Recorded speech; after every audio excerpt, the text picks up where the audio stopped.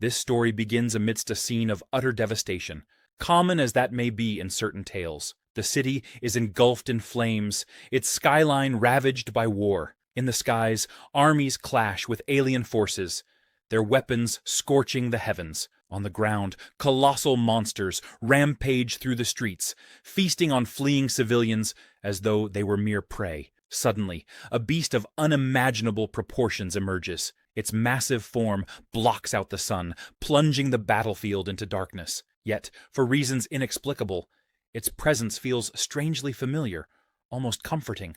Our protagonist steps forward, drawn to this towering entity as though peering into a mirror. He senses that he and this gargantuan creature are somehow one and the same. Without hesitation, the colossal beast turns on the encroaching monsters and releases a devastating energy beam from its maw, an attack reminiscent of Godzilla's legendary breath. Witnessing this display, the terrified humans cowering below feel an unexpected surge of hope.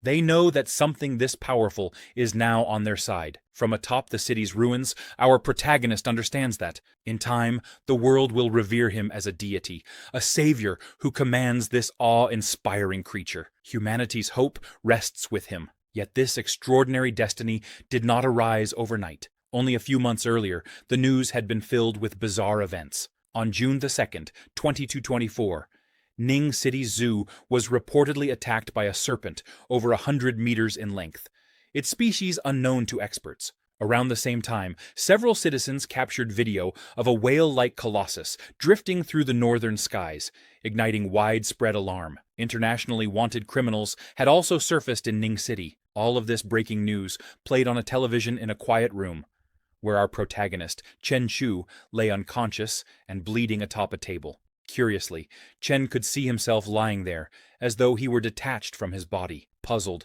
he turned to face a nearby mirror, only to encounter an even greater shock. He now appeared as a sea iguana. Chen Chu, a sophomore at Ning University who preferred renting a place off campus to avoid dorm life, had always been fascinated by reptiles and amphibians, drawn to their vibrant coloration. That very day, he had visited his usual pet store, intrigued by a new batch of exotic creatures. Among them was a sea iguana, known for its generally docile disposition.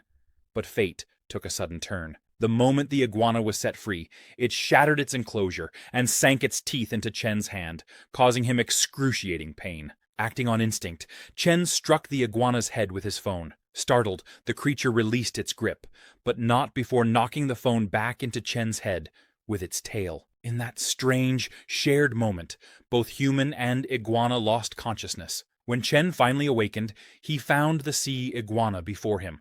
Something fundamental had changed between them. To his astonishment, raising his hand prompted the iguana to mirror his movement perfectly. It was as if he could control the creature's body as easily as his own arm. He grinned, considering that this might be his so-called golden finger, the special ability that so often heralds a hero's journey. But as he reflected further, a wave of disappointment settled in. Others who acquire such gifts often become world-shaking villains or transcendent beings. Meanwhile, he was saddled with a modest lizard. As he brooded, both his stomach and the iguana's rumbled in unison. Chen realized he had been unconscious all day and was now desperately hungry. He wondered what a sea iguana might eat. The curious reptile clambered onto his hand as he contemplated.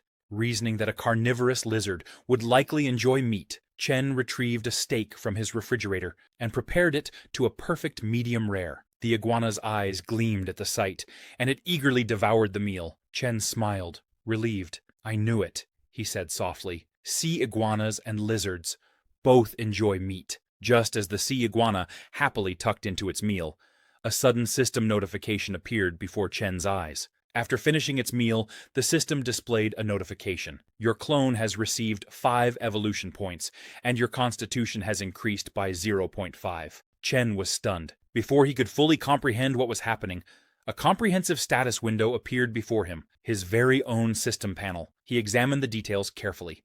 Chen's current status indicated that he was at level 0 Bach, with a constitution of 8.5 and a spirit of 12 less. He possessed a Bao mind control talent, as well as external aura and key perception hurries. Traits, both at the beginner level with How 1000 hard experience. His skill set included Extremities Boxing, beginner 48 points, Stepping Cloud Jump, beginner 66 points, and Springing Leg, beginner 39 points. Furthermore, he had a single clone, the sea iguana. Its evolution had yet to begin, requiring 200 points for the first stage, and currently holding 5 points gained from the meal. Chen was astonished, unsure if this system was the true nature of his newfound abilities. He focused on his displayed skills, and this brought back memories of his past. During his childhood, Chen's father had rigorously trained him in martial arts. His father would say that if Chen only practiced the forms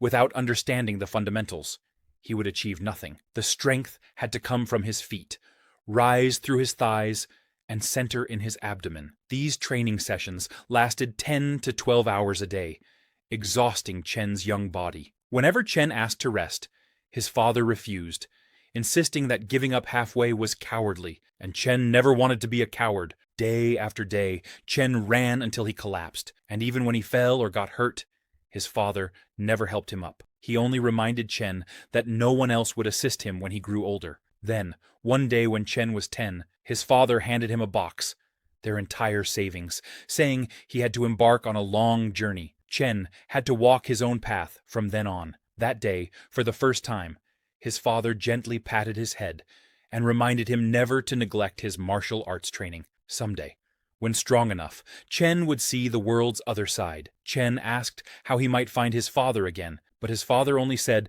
that once Chen reached the rank of Grandmaster, though by then he himself might no longer be around. With that, his father left and never returned. A decade passed since that day, and recalling these memories made Chen emotional. He looked at an old photograph of his parents, feeling the weight of the time that had slipped by. While he was lost in thought, the sea iguana had finished every scrap of steak. Chen marveled at how quickly the creature ate. After it finished, its body began glowing a faint red, and to Chen's surprise, the iguana appeared slightly larger. Checking the status window, he saw that the sea iguana's evolution points had increased to 15. This revelation astonished Chen. The iguana had gained 10 points from a single meal. As he tried to understand the system's mechanics, something else caught his eye. Glancing into a mirror, Chen noticed that his own physique had changed dramatically. He now sported defined 8-pack abs, something he certainly did not have before. It dawned on him that the iguana's gains were somehow transferring to him as well. Chen looked at the sea iguana, imagining its potential. If it could evolve after amassing more points, perhaps it could eventually transform into the colossal behemoth from his dreams. The thought excited him. With the help of this system, he could truly become a martial arts grandmaster, just as his father had urged him all those years ago. The following day at the marketplace, Chen purchased 10 pounds of prime, boneless beef and 20 pounds of lean, boneless pork. After scanning the QR code to pay, he loaded the supplies into the back of his car, reasoning that it would be enough for the next few days. Wasting no time, he headed straight back to his apartment. There, Chen showcased his culinary skills, preparing an array of exquisite dishes for the sea iguana. The creature's eyes lit up at the sight of the feast, and it devoured every plate in mere seconds. Establishing a mental link with the iguana, Chen discovered that while it enjoyed the pork, it preferred the beef's flavor. Disconnecting from the link, Chen felt slightly fatigued by the brief connection. Stretching, he remarked, "A bit more cumin would improve that beef dish. I'll remember that next time." After eating, the sea iguana took a nap, wearing its sunglasses in a carefree manner. Meanwhile, Chen proceeded to his martial arts room to train. He struck the punching bag with all his strength, deforming it significantly. A system notification informed him that his extremities boxing skill had gained 5 experience points. Chen smiled, pleased that both his constitution and training efficiency had improved. Over the course of 2 days, his rigorous practice destroyed 2 punching bags, and the third didn't fare much better. Although fatigued, he relished the feeling of becoming stronger simply by working hard. Before ending his session, Chen delivered a powerful kick that broke the chains holding the bag, sending it flying. After only 3 days of training, his attributes had grown considerably. Extremities, boxing, advanced to the intermediate level, and both stepping cloud jump and springing leg had gained additional strength. Furthermore, his sea iguana clone had accumulated 195 evolution points, just 5 points short of its first evolution. Examining his status window, Chen noted with satisfaction, from a traditional martial arts perspective, "I should be at the peak of the Ming realm now." He recalled his father's teachings.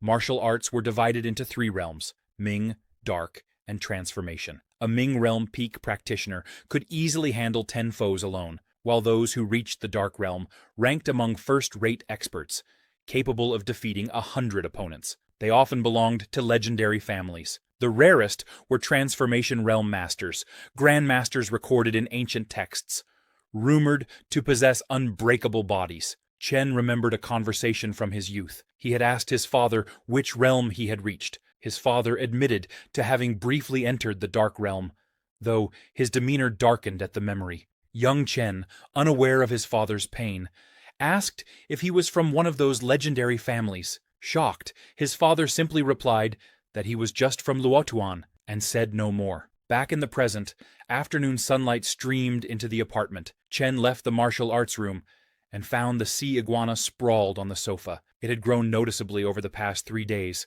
and now only needed 5 more points to evolve. "One more meal, and you'll be ready to evolve," Chen said, hoping not to be disappointed by the results. He prepared another lavish spread and fed it to the iguana. As the creature ate, its evolution points steadily rose, reaching 199. Eager to witness the transformation, Chen reconnected to the sea iguana. The moment its evolution points hit 200, a system notification appeared. "Your clone, the sea iguana, has met the evolution requirements. Evolution will now begin." Just as the notification appeared, lightning-like energy surged through the iguana's left arm. The sudden, intense pain forced the iguana to writhe, and since Chen was still connected, he felt an identical agony in his own left hand. Both Chen and the sea iguana collapsed onto the floor, writhing in pain as the creature's body underwent its painful metamorphosis. Spines sprouted along the iguana's back, its body lengthened,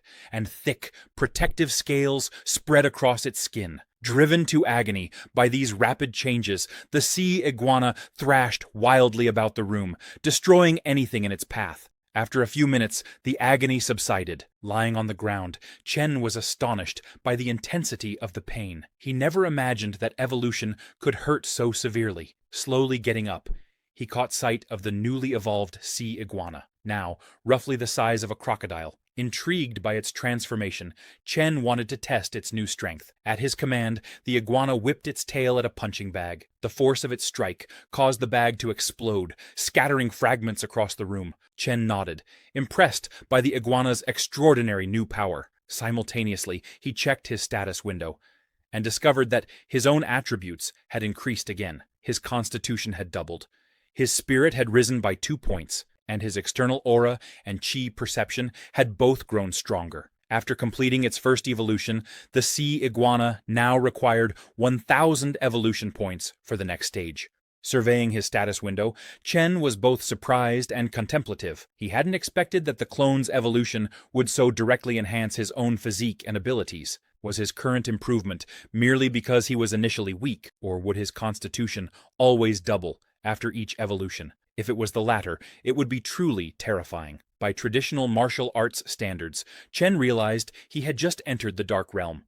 No small achievement. He activated the traits that allowed him to project external energy, marveling at the red aura emanating from his body. He was now officially a martial arts expert. From analyzing this energy, Chen concluded that with training, achieving about 100 skill experience points per day was his upper limit. Since the improvements were mirrored, he would need to rely on the sea iguana to push himself further. Re-establishing his mental connection with the creature, he found that when he unleashed his external energy, the iguana did the same. Chen was astonished. The iguana could replicate even his aura. Suddenly, the iguana grew alert, directing its gaze toward the main door. Someone was knocking. Chen hadn't expected a visitor.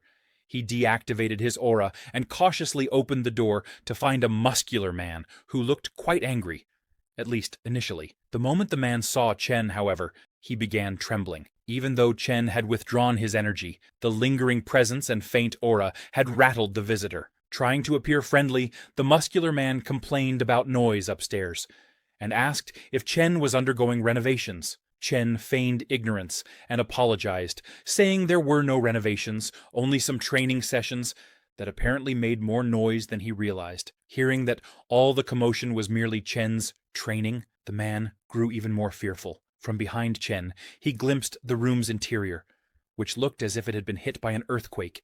Everything inside smashed beyond recognition. Swallowing hard, the man realized it would be unwise to provoke Chen any further. He quickly excused himself, asking only if Chen could choose a quieter training method next time. Chen apologized again and agreed to adjust.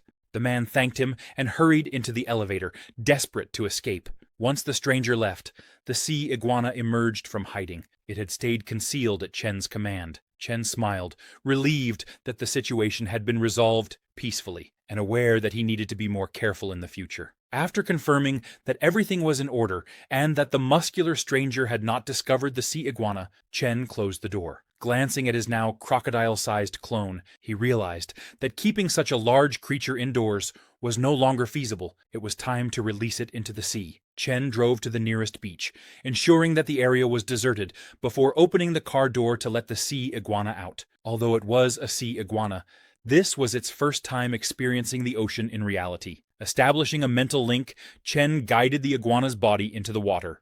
Once submerged, Chen activated his energy sense. Within a 10-meter radius, he could discern countless marine creatures. As he explored this underwater world, he spotted a 5-eyed fish swimming nearby. Shocked by its bizarre appearance, Chen decided to make it his first prey. Stealthily closing in, he launched an attack. Startled, the mutant fish darted into a hole on the ocean floor. Without hesitation, Chen followed. When the fish suddenly attempted a surprise counterattack, Chen struck first, sinking the iguana's sharp teeth into the fish's stomach. After killing and devouring it, a system notification informed Chen that his clone had gained 10 evolution points, and Chen's own physique had increased by 1. Chen was pleasantly surprised. Since the iguana's evolution, a normal meal would yield only 1 evolution point, yet this mutated fish had provided 10. It confirmed his suspicions that the world, with recent unsettling news, was far from peaceful. As he continued to roam,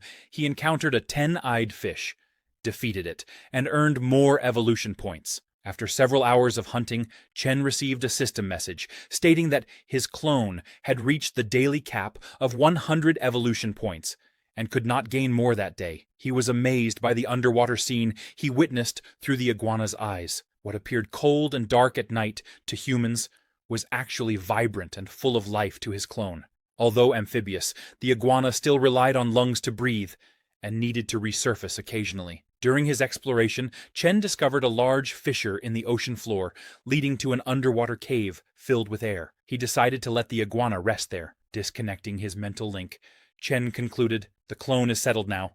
Time for me to head back." On his drive home, Chen's attention was suddenly drawn to a solitary house in the middle of a forest. He was surprised anyone would live there. Just as he was about to pass by, he heard a distant plea for help. Relying on his enhanced hearing, he realized something was amiss. To avoid alerting any potential wrongdoers, he continued driving, pretending not to have noticed. This caution proved wise. Inside the house, 2 thugs, one bald and one with blue hair, were watching Chen's car closely. They had kidnapped a girl whose screams Chen had heard. A third thug with black hair was inside, struggling to keep the victim quiet. The bald thug kicked the black-haired one, scolding him, "I told you to watch her. Didn't you notice the cloth fell out of her mouth?" The black-haired thug defended himself. "It's pitch dark out here. How could I have noticed when we dragged her in?" The bald thug grudgingly acknowledged that it wasn't entirely his subordinate's fault. Unbeknownst to them, Chen had overheard the call for help and taken note. While he continued on his way, his mind was already strategizing how to handle this dire situation. The black-haired thug shoved a cloth back into the girl's mouth, threatening her to keep quiet, or else he would let his companions enjoy themselves that night. The girl, terrified and helpless, had no idea that her savior had already arrived. Chen approached the house on foot, ensuring that the thugs wouldn't be alerted by a vehicle. He activated his energy sense, which worked like an X-ray vision, allowing him to see inside the house and count how many people were present. He observed 2 thugs drinking inside, a girl tied up with ropes, and another thug standing by the main door, snacking and busy on his phone. From the scene, Chen realized this was likely a kidnapping or human trafficking situation. There were 3 men total, and 2 of them were armed with knives. Chen decided he must incapacitate them within a minute. Gathering all his energy, he smashed through the front door. Startled, the thugs drew their knives, but Chen gave them no chance to strike. He immediately kicked the black-haired thug in the stomach, sending him flying into a wall. The bald thug, cursing, leaped to attack Chen from behind. Chen spun around at lightning speed and struck the bald thug's chest with his elbow. The force of the blow shattered the thug's ribs and sent him hurtling backwards. The third thug, the blue-haired one called Ning Fu, caught the bald thug before he could hit the ground, telling him to catch his breath. Ning Fu then stepped forward, adopting a martial arts stance and announcing his technique as Yue Wang Fist. He asked Chen to show him his own style. Chen took up the posture of the martial art his father had taught him, declaring it as Luo Tuan 8 Extremities Boxing. Their battle commenced. Ning Fu launched the first move of Yue Wang Fist, Tou Lu Fist, aiming at Chen's face. Chen easily blocked the punch and pulled Ning Fu closer, attempting a face kick. Ning Fu blocked the kick with his leg and countered with Yue Wang Fist's second move, Two Horses Joined Tang, landing a solid punch to Chen's face. Chen felt the strike's power and realized Ning Fu was no ordinary thug. As Chen staggered, Ning Fu seemed confident, but Chen managed to keep his footing, and now Ning Fu was within his range. Surprised that Chen was still standing, Ning Fu hesitated momentarily. Seizing the opportunity, Chen unleashed the 8 Extremities Boxing's Iron Mountain Slam technique with his shoulder. The tremendous impact sent Ning Fu crashing to the ground. Yet, lying there, Ning Fu grinned, finding the situation intriguing. He stood up, admitting he never expected to meet a true Luotuan 8 Extremities disciple after coming down from the mountain. Ning Fu praised the Iron Mountain Slam, saying it deserved its reputation. Chen, however, shook his head, calling it a shame that a Yue Wang Fist practitioner had fallen to such a crooked path. Ning Fu sneered, mocking Chen's high-minded attitude. "You're just a student who doesn't know better," he spat. "Out in the real world, if you want to get ahead, you must do whatever it takes." With that, Ning Fu abandoned his martial techniques and attempted a dirty move, trying to jab Chen's eyes with his fingers. Chen reacted instantly, kicking Ning Fu's face and sending him sprawling. With all 3 kidnappers defeated, Chen's adrenaline subsided, and he slumped to the floor, acknowledging the danger of battles between martial artists.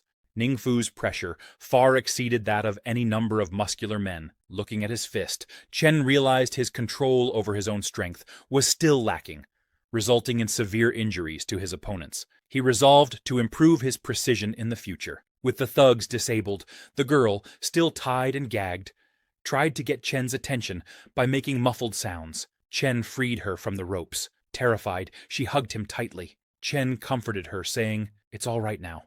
Don't be afraid." Grateful, but still shaken, she thanked him. Once she calmed down a bit, Chen handed her a phone and instructed her to call the police after he left. He told her to tell the police that she didn't get a good look at him and didn't know who he was. The young woman, quite beautiful, nodded and agreed not to reveal his identity. 10 minutes later, the police arrived and surrounded the entire place. Officers stormed inside, ordering the criminals to put their hands up. They were shocked to find the 3 kidnappers already down, with only the victim standing there. The scene then shifts to the security agency's police headquarters, where Officer Guanqing reported to her deputy chief. She explained that clear footprints were found on the broken door, based on the door's flight, flung 3 meters away, and the snapped axle. The force applied was at least 1,000 kilograms. Guanqing showed the deputy chief photos from the scene. 2 kidnappers had died instantly, and the third was in a vegetative state due to a severe concussion. According to the victim, Lin Rongya, her rescuer wore a mask at night, so she couldn't identify him. The deputy chief was baffled. Even top boxers at their peak only managed around 800 kilograms of force on a punching machine. Achieving over 1,000 kilograms in a real situation was unheard of. Guanqing agreed, noting this man's strength was inhuman, and given the increasingly strange events of late, nothing could be taken for granted anymore. While they were talking, a sudden thunderclap echoed above the city. The deputy chief glanced out the window and muttered, "A storm is coming." He wasn't referring to the weather, but the dark forces threatening to disrupt the city's peace. Meanwhile, after rescuing a girl, Chen drove to a lakeside, his attention drawn to a small boat anchored nearby. 3 men disembarked from the boat, 2 shirtless thugs, and a well-dressed man with black hair who exuded a businesslike demeanor. One of the thugs addressed the man as boss and complained, "We barely made 2 million from that sunken ship, and you already spent 1 million on some woman from Bald Tiger. Isn't that too extravagant?" The other thug chimed in, agreeing, "It took so long to dig up that ship, and we barely made any profit." The black-haired man scoffed and called them short-sighted. "Do you even know who that woman is?" "Money won't be an issue once we have her," he said confidently. His words brightened the thugs' moods. The boss then inquired about the shipping company setup. One thug assured him, "Don't worry, I've already arranged everything, a high-end office building, as per your request." The other thug added, "I also hired the prettiest secretaries and front desk staff through a headhunting firm. You won't be disappointed." The black-haired man smiled. "With my underwater breathing ability, we'll recover treasures from sunken ships and make as much money as we want. Stick with me, and you'll never starve." Their conversation was interrupted when something moved in the trees behind them, startling the group. The black-haired man drew a knife and shouted, "Who's there?" Chen stepped out from behind a tree and remarked, "I've seen my share of scumbags, but you're something special." Infuriated, the black-haired man lunged at Chen with his knife, shouting, "You've got a lot of nerve, but people like you don't live long." Little did he know that Chen was a martial artist. Chen focused his energy into a powerful kick, shattering the ground and sending the man flying into the air. As the man landed, Chen disarmed him with a swift blow, then delivered a crushing kick to his stomach, slamming him into a tree. The 2 remaining thugs were paralyzed with fear. One stammered, "Impossible! The boss became superhuman after awakening his power. He can easily defeat 5 men." The other added, "This isn't good. Let's get out of here." Before they could flee, Chen knocked them unconscious with precise strikes. Turning back to the black-haired man, Chen activated his mind control ability. Gazing into the man's eyes, he demanded, "What's your name and what do you do?" The man's pupils glowed purple as he replied, "My name is Zhang Changshu. I own a ship and make a living smuggling goods. A month ago, I awakened the ability to breathe underwater." Chen smirked, realizing his mind control was highly effective. Zhang continued, explaining how he raided sunken ships and sold treasures to wealthy clients. Satisfied with the information, Chen released him from control. As the effect faded, Zhang clutched his broken hand in agony and cried, "Boss, what happened to my hand?" Chen feigned ignorance, replying, "You broke it accidentally." Zhang nodded submissively. "I understand, boss." Chen recognized that the mind control had altered Zhang's perception, making him obedient. Using his ability again, Chen controlled the 2 unconscious thugs, finding it easier to dominate their weaker minds. Later, on the ship Zhang had mentioned, a man in glasses asked Zhang, "Who's this guy?" Zhang responded, "He's our boss. Show some respect." The crew greeted Chen respectfully. Zhang then instructed the glasses-wearing man to prepare a transfer contract for the ship, which was quickly completed. After signing the document, Chen instructed the injured Zhang to accompany him to the hospital. The next morning, Chen resumed his training while his sea iguana hunted in the ocean. The iguana, a natural predator, devoured numerous sea creatures, gaining evolution points. As Chen trained in the gym, he noticed his own physical strength improving, a result of the iguana's progress. He vowed to rely on both his training and his clone's evolution to grow stronger. Later that afternoon, Chen visited the office to finalize the ship transfer. Elated at the successful acquisition, he planned to send his sea iguana to explore deeper waters. Knowing that he wasn't the only person with superpowers in the world, he needed to grow stronger, especially with unknown dangers lurking in the ocean's depths. The following day, the ship ventured into the deep sea for fishing. 2 of Zhang's former thugs, now under Chen's control, managed the nets. One commented, "There's barely any fish lately." The other speculated, "Maybe there's a school of big fish, or sharks, down there." LR sharks often move in groups, and even killer whales have to be cautious around them. Smaller fish instinctively flee from their presence. Beneath a nearby ship, a group of great white sharks roamed the deep waters. Chen's sea iguana, trailing the ship into deeper seas, soon encountered the sharks. The moment they spotted the sea iguana, the sharks launched an attack. One of the great whites clamped its jaws around the iguana, attempting to devour it. However, as soon as it bit down, the iguana raised its spikes, piercing the shark fatally. Seeing this, the other sharks scattered in fear. The sea iguana began devouring the dead shark's body, gaining 10 evolution points. Chen, connected to the iguana and sharing its senses, tasted the shark meat himself and found it surprisingly tender. After finishing the shark, Chen received a system notification. His clone had met the evolution requirement. He could now choose to evolve the sea iguana. Slightly surprised but eager, Chen confirmed the evolution. The iguana surfaced from the water, and its transformation began. Lightning coursed through its body as it writhed in pain. Simultaneously, in the gym, Chen felt the same excruciating pain and collapsed. Opening his stats window, Chen realized he had leveled up to level 1. His constitution increased to 130, and his spirit rose to 38. His beginner traits, external aura and chi perception, now had 280 experience points.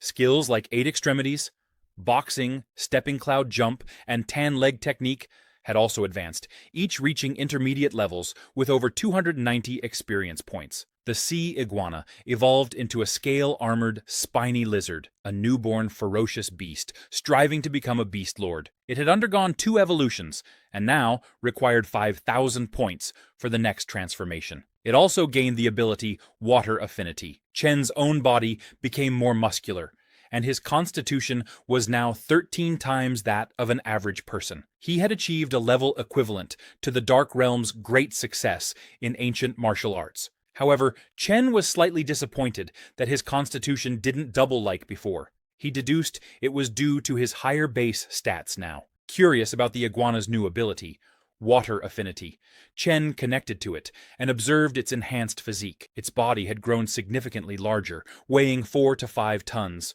with a bone density far superior to before. Its claws were now as tough as steel, and its explosive strength had doubled. Swimming speeds reached an incredible 70 kilometers per hour, faster than many large ships. Chen concluded that Water Affinity was responsible for its streamlined swimming and reduced water resistance. The next day, Chen contacted the Glasses guy to inquire about recent treasure hunting activities. The man reported that while a few locations of sunken ships had been identified, without Boss Zhang's underwater breathing ability, they couldn't proceed. Chen assured him, "Don't worry, I can handle that now." After reviewing the database, Chen discovered that many shallow water areas had already been explored. However, deep-sea locations still held numerous priceless treasures. He and the iguana headed 25 kilometers southeast into the Yellow Sea. Chen, now able to breathe underwater thanks to his connection with the iguana, explored the deep waters. His enhanced perception allowed him to sense his surroundings up to 20 kilometers away. Confident in his new abilities, he decided to finalize preparations before fully embarking on his treasure hunt. Later, Chen treated himself to a meal on Pedestrian Street near his home. While the meal cost over 3,000 yuan, almost a sixth of his savings, Chen remained optimistic. Soon, he would take over Boss Zhang's company and enjoy a luxurious lifestyle. For now, at least, he got a taste of wealth. On his way home, Chen noticed a girl lying unconscious on the ground, with 2 men standing over her. The scene didn't sit right with him. As a righteous man, Chen raised his voice and asked, "What are you doing?" With his growing strength and martial arts passion reignited, Chen felt confident stepping in, as long as there wasn't a real threat. The thugs turned to him angrily. One barked, "What did you just say?" The other pulled out a knife and sneered, "Kid, get lost now and I'll pretend I didn't see you." Chen didn't want to engage in a fight. His intent was simply to scare the thugs away. He released his aura, which manifested as a beast-like form invisible to the human eye, but overwhelming in pressure. The thugs froze in fear, confused by the sensation. One turned to the other and stammered, "Why does it feel like we're being stared down by a predator? Let's get out of here." Before they could flee, the woman they were harassing began to laugh, mockingly. "Are you seriously scared? Are you even real men?" she jeered. Chen frowned, wondering if the woman had lost her mind. Her provocation made the thugs reconsider their decision to leave. They exchanged glances, unwilling to let a woman think they were weak. Emboldened, one thug shouted, "There's no reason to fear him. He's just one guy." The other nodded in agreement. "Yeah, let's get him. This guy's too cocky, Chen sighed, frustrated. The situation had already been resolved, but now, thanks to the woman, a fight was unavoidable. Left with no choice, he assumed a martial arts stance. As the thugs charged, Chen delivered precise kicks to their stomachs, sending them flying. He had used only 10% of his strength. Anything more would have left them severely injured. Deciding to show mercy, he let them off with a warning. Terrified, the thugs scrambled to their feet and fled, calling Chen a demon straight out of hell. Once they were gone, the woman stood up, laughing like someone intoxicated. "You're amazing," she said, praising Chen's strength. Suspicious of her behavior, Chen wondered if she was under the influence of drugs. He immediately called the police, reporting her as a possibly compromised individual outside the Shengtang bar. While on the call, the woman approached him, teasing in a playful voice. "Why call the cops? Don't you think I'm pretty? Don't you want to take me home?" Chen ignored her, waiting for the authorities to arrive. A few minutes later, a group of officers arrived. One escorted the woman to their vehicle, while another took Chen's statement. Chen explained that he was out for a midnight snack when he encountered the situation. After thanking him, the police departed with the woman. With that matter resolved, Chen turned his focus back to his mission, locating a sunken ship. Using his connection to the giant lizard, he directed it to the coordinates provided by the glasses guy. As expected, the information was accurate. A sunken ship lay at the specified location. Activating his energy sensing ability, Chen began searching the wreckage, though his current sensing range was limited to 20 meters. Despite this limitation, he soon struck gold, literally. Among the wreckage were solid gold bars. Chen immediately instructed the glasses guy to move the ship 3 kilometers east and prepare a crate. While working, another crew member asked the glasses guy, "Besides Zhang Changshu, does anyone else on the boss's team have underwater breathing abilities?" "Stop prying into the boss's secrets," the glasses guy snapped. Once the crate was ready, the sea iguana loaded the gold bars onto it. After retrieving the loot, Chen ordered the iguana to continue exploring the wreck. Among the debris, he noticed a strange piece of metal embedded in the ship's wall. When the iguana attempted to cut it, its claws, capable of slicing through standard metal, barely left a mark. Intrigued, Chen concluded it must be a special alloy, and decided to take it back for further study. As the iguana surfaced with the alloy, a massive white snake-like fish ambushed it. The creature was enormous, with sharp teeth trying to tear into the iguana. Enraged, Chen thought, "Who do you think you are?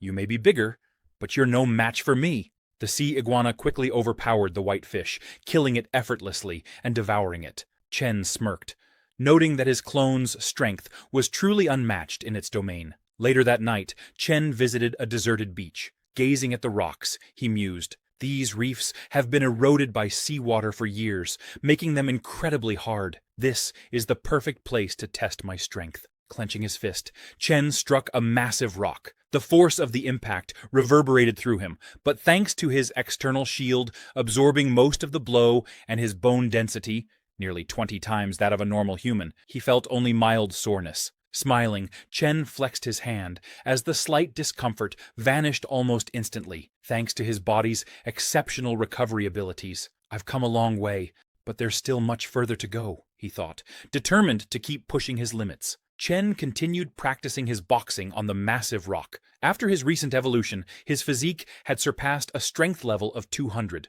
Though he hadn't fully tested his capabilities, he estimated his punches now carried a force of at least 3,000 pounds, or 1.5 tons. With the enhancement from his outer energy and the precision of his 8 extremities boxing technique, Chen knew he could punch straight through a person with ease. To test his full power, Chen unleashed a punch on the rock with all his strength. The result was as expected.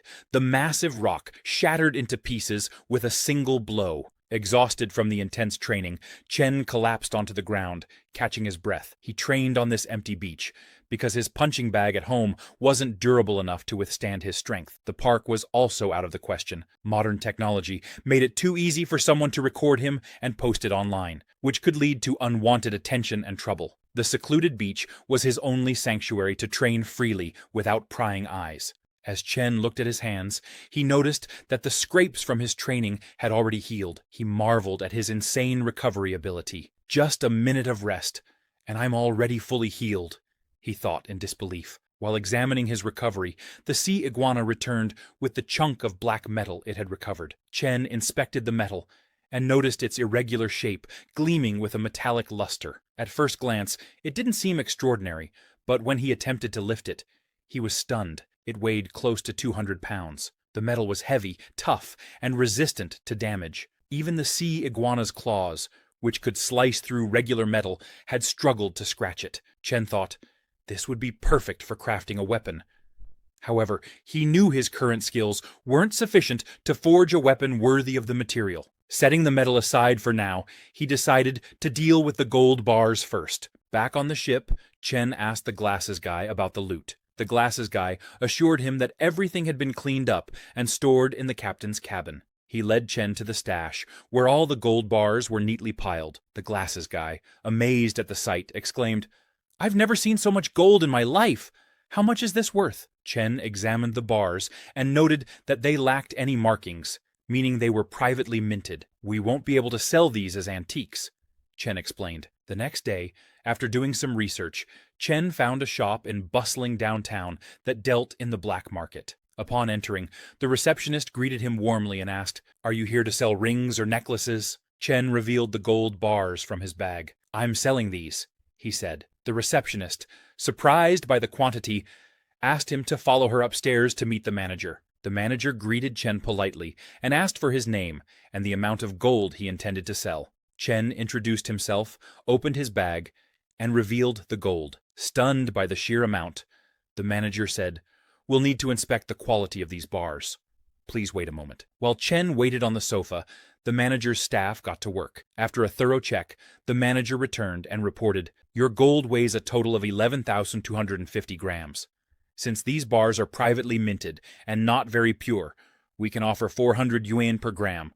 Does that work for you?" Chen knew privately minted gold was harder to sell and agreed to the deal. After completing the necessary paperwork, Chen received a message confirming that 4.5 million yuan had been credited to his account. As he left the shop and got into his car, Chen observed the people walking home from work or college. Reflecting on his situation, he thought, "Most people my age are still hustling through college, while I've just made millions from one adventure. It feels surreal, considering I've been poor my entire life." With his newfound wealth, Chen decided his first purchase would be a new car. His current vehicle, with its low chassis, was terrible on bumpy coastal roads. He drove straight to a luxury auto showroom, bringing the glasses guy along for advice. Together, they began looking for a suitable car for daily use. While they browsed, a black-haired man entered the showroom with a red-haired woman. Chen immediately recognized her.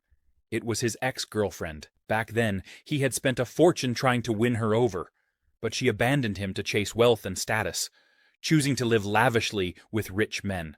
The red-haired woman also spotted Chen and mocked him. Turning to her boyfriend, she said, "See that guy over there? That's the loser who used to chase after me." Her boyfriend laughed, sneering at Chen. "What's a broke college kid like you doing in a luxury car showroom?" he taunted. Hearing the black-haired boy's remarks, the glasses guy grew visibly angry and snapped, "Who are you calling broke?" Before things could escalate, Chen stopped him. "Don't waste your time on them," Chen said calmly. Seeing the glasses guy's anger, the black-haired boy smirked. "What? Are we not allowed to speak the truth? Aren't you just a broke college student?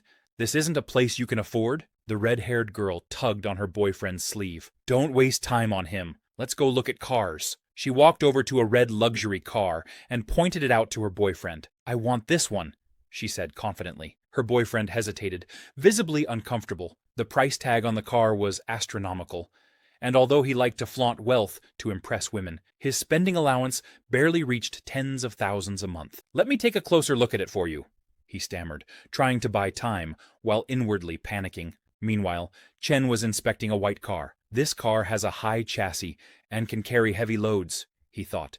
"It meets all my needs." Turning to the saleswoman, he said, "I'll take this one. I'll pay in full." The saleswoman, surprised by his decisiveness, informed him, "This car costs 2.38 million yuan. Will you be paying by card?" Chen nodded. "Yes, I'll pay in full." Hearing this, the red-haired girl froze in shock. 238 million? She whispered to herself. Her boyfriend quickly reassured her, "He's just pretending.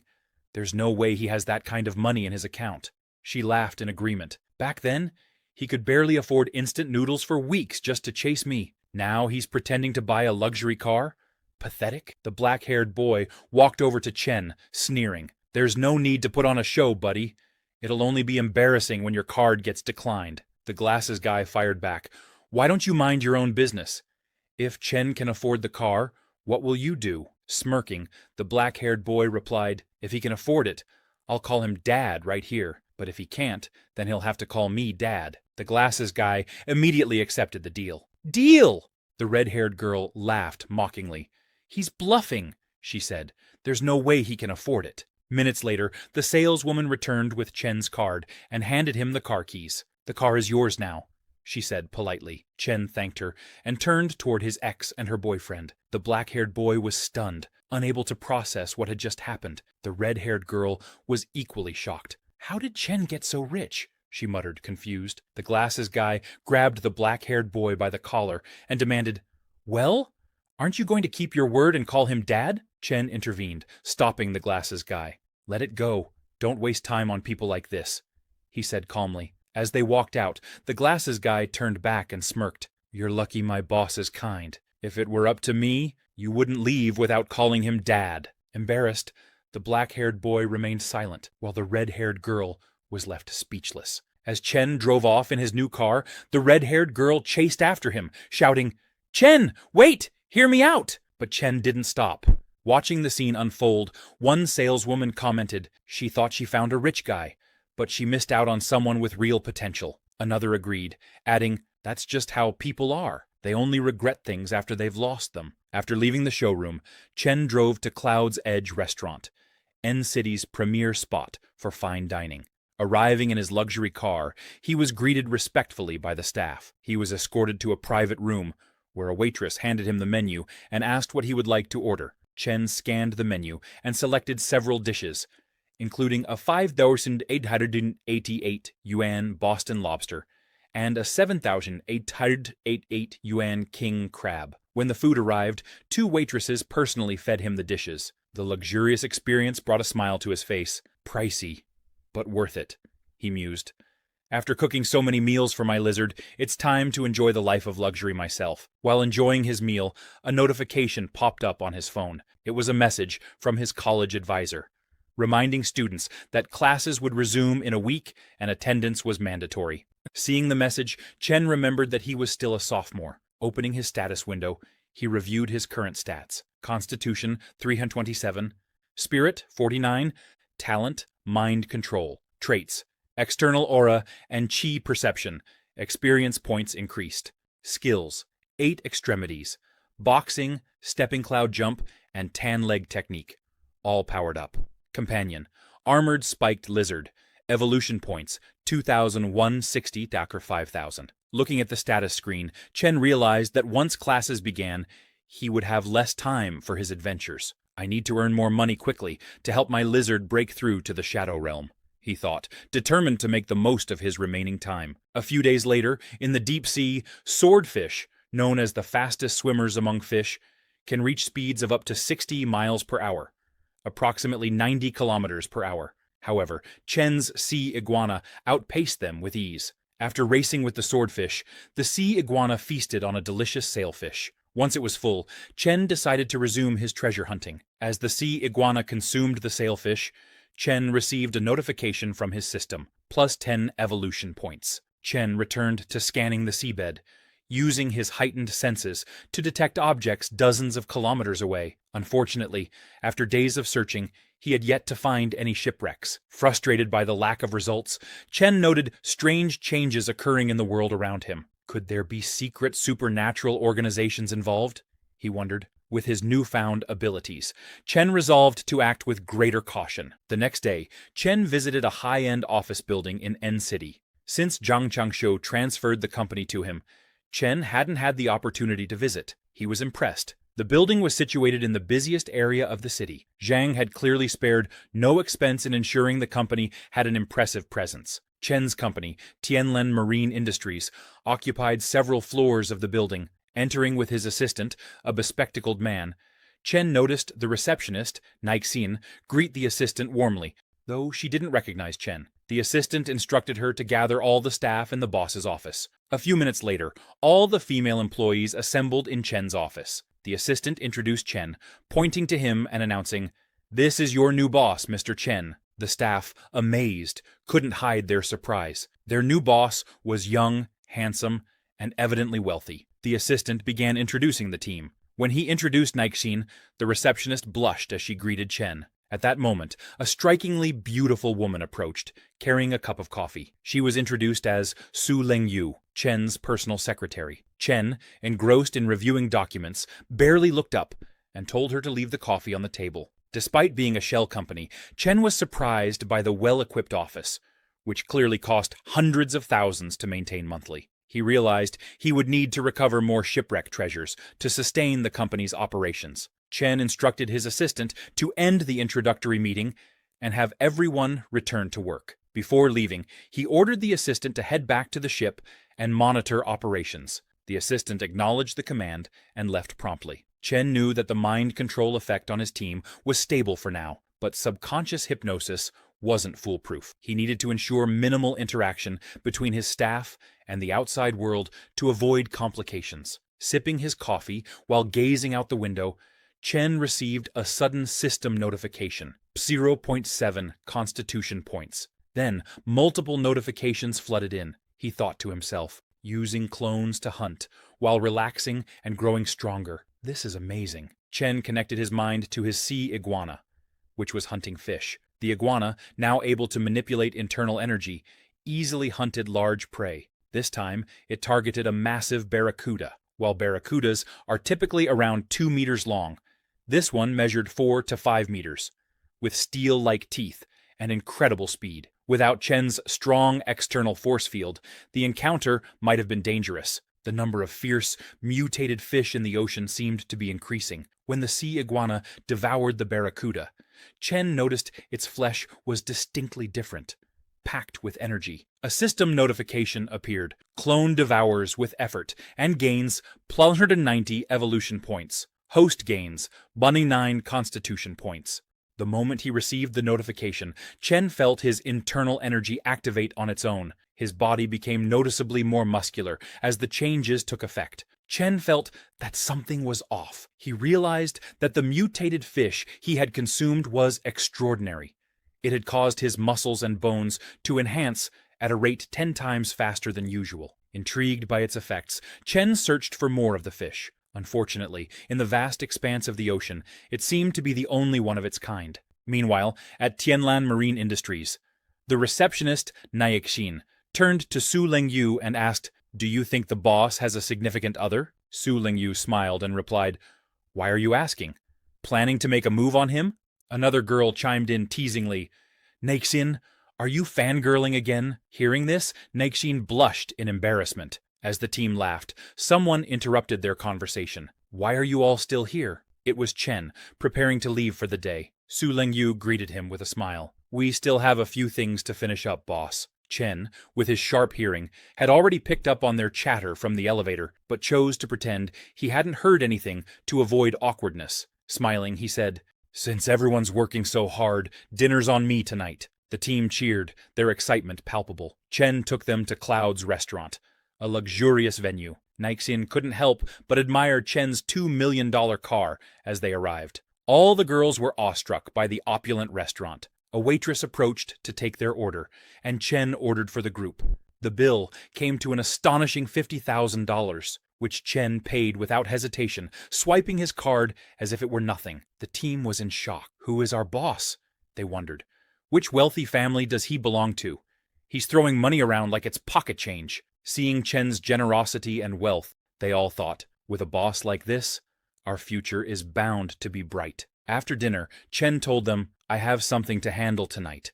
I'll arrange rides for everyone to get home." The team thanked him and enjoyed their meal together. After ensuring everyone got home safely, Chen drove to a deserted rocky shore. The cool sea breeze lifted Chen's spirits as he began practicing his boxing against the rocks. Despite his busy schedule, Chen hadn't neglected his training. His physique was now over 20 times stronger than that of an average person. With his punch strength exceeding 2 tons and his external force field doubling it to nearly 5 tons, Chen's raw power was astonishing. However, as his strength grew, controlling it became increasingly difficult. His footing wasn't steady, and he repeatedly lost control. This made him realize the importance of continued training to master his newfound abilities. While immersed in his training, Chen noticed a boat in the distance. He was surprised to see people in such a remote location at this hour. A group of thugs on the shore was waiting to receive the boat. The leader of the group asked the thugs on the boat,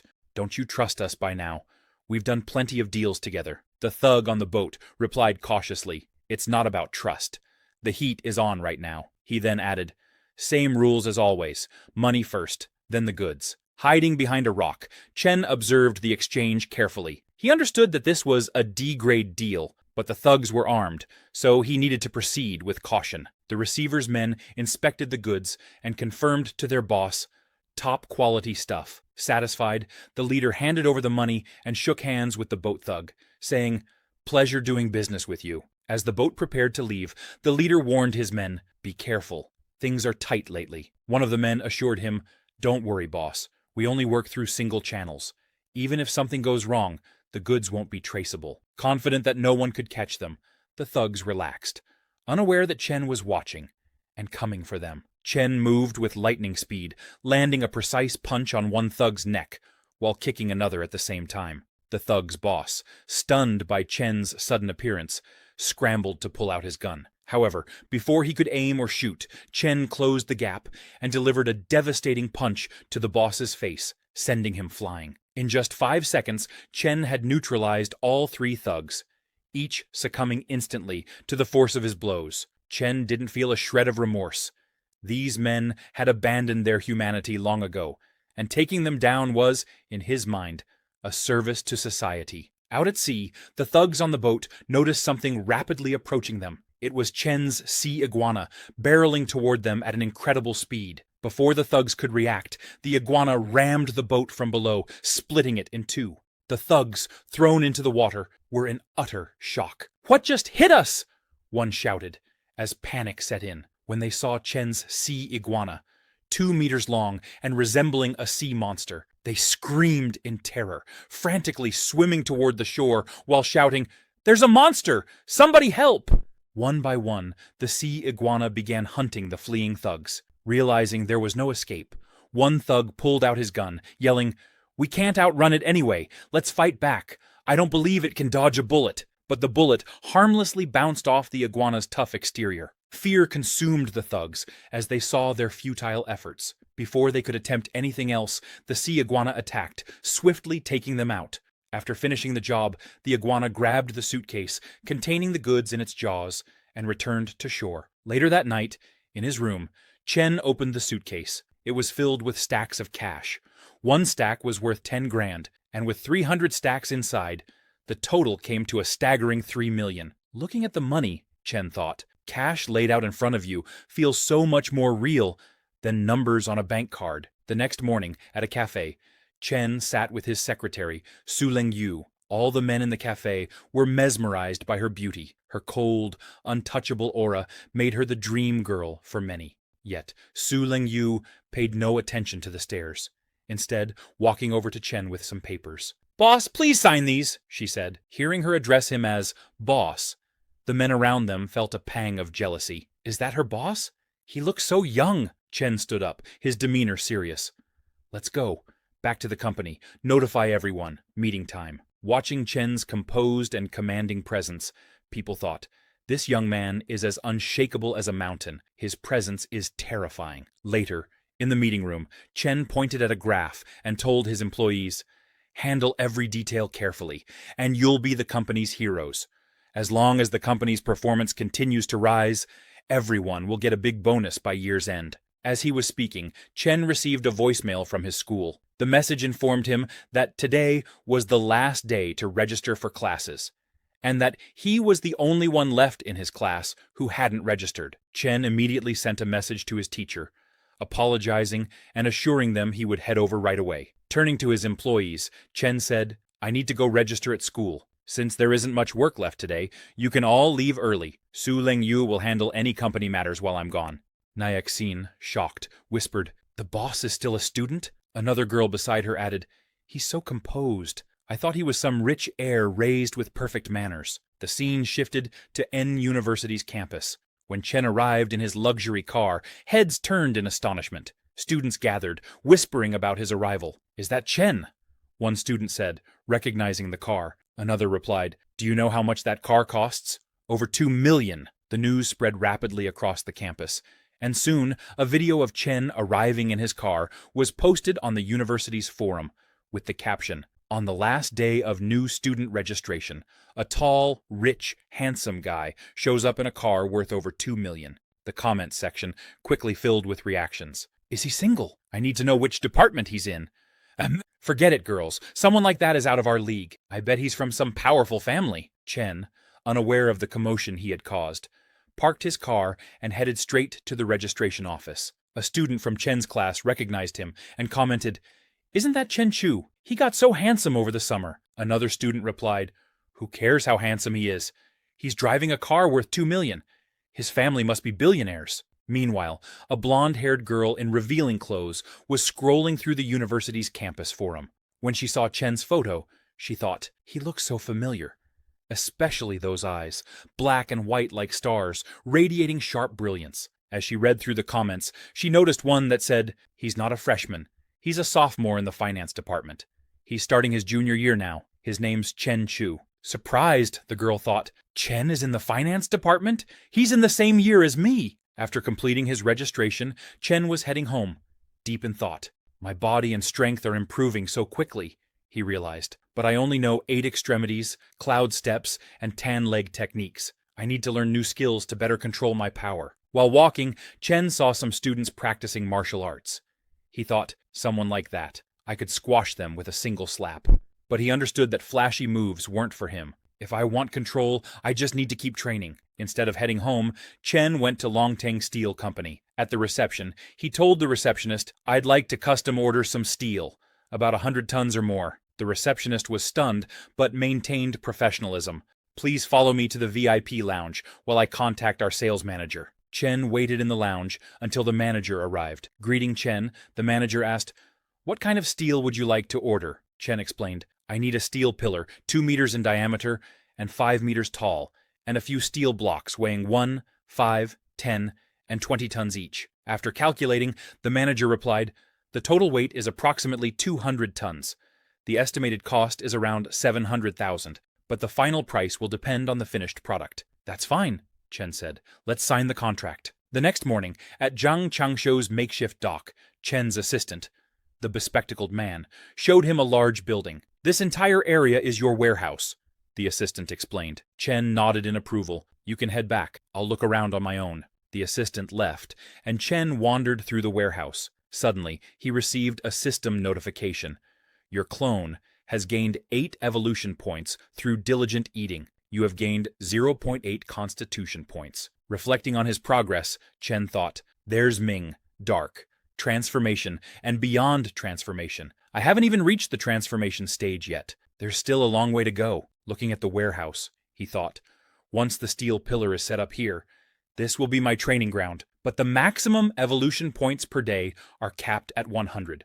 So I'll need at least one more day to evolve my sea iguana. Compared to the giant lizard's progress, my body still feels too slow," Chen thought, frustrated. Meanwhile, the police had arrived at the scene where Chen had taken down the thugs the previous night. One officer recognized the receiver thug, Luo Hao, known as Big Boss Luo in the underworld. Luo Hao, who owned a bar and commanded over a dozen lackeys, had his right hand nearly severed by a blunt weapon wielded with immense force. Beside him lay Iron Lao Chi, whose chest had been crushed, killing him instantly. The police concluded that all 3 men had been killed within a minute by the same individual. Who could have such strength and speed?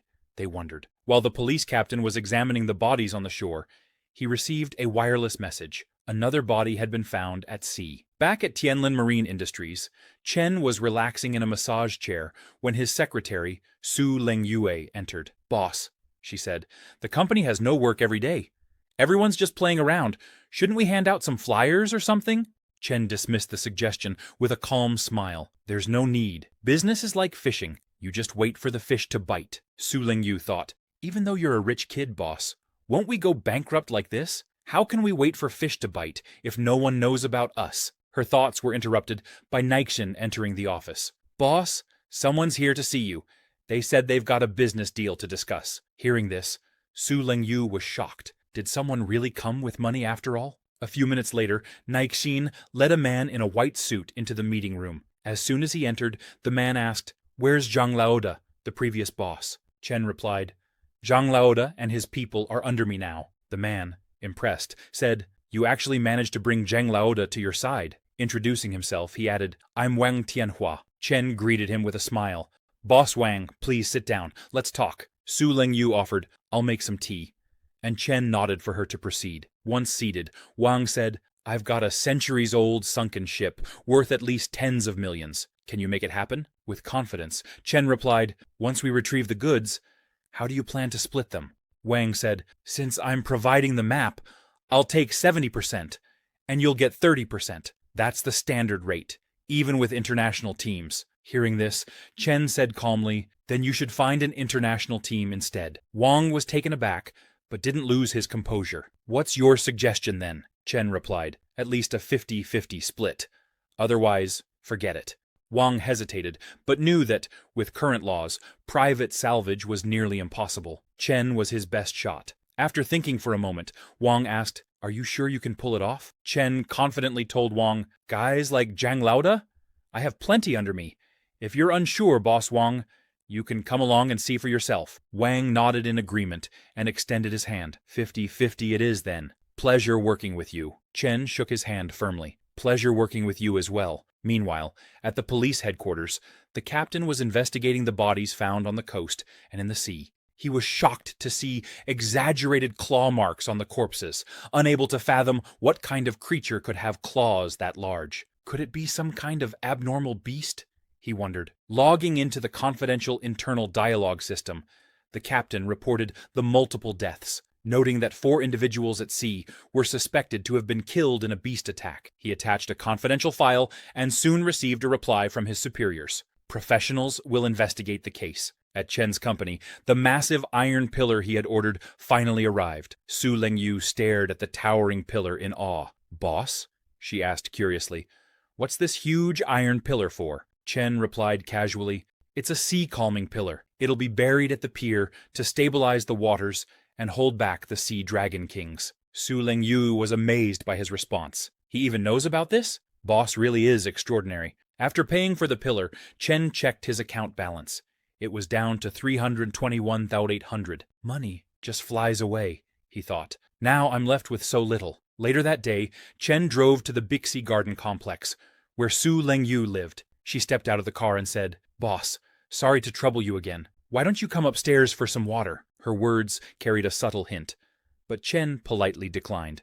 "I have something else to do soon," he said, before driving off. As he left, Su Lingyu flushed with embarrassment. How could I be so bold to say something like that? She grew even more flustered as she remembered her underwear was still lying around on the sofa. Chen had declined the invitation because he had accidentally snapped his chopsticks during dinner earlier. "I still need more practice controlling my strength." Instead of going home, he headed to the rocky shoreline to train. He practiced punching the rocks, each strike echoing with immense force. However, he knew his power was still far from perfect. "I need to achieve mastery to fully control my abilities," he thought. Releasing his internal energy, Chen noticed that his aura shield now extended up to 30 meters, allowing him to sense the movements of the wind and grass around him. 3 days later, Chen connected with his sea iguana, which was devouring a red-eyed mutated fish. The fish granted it 210 evolution points and 21 constitution points.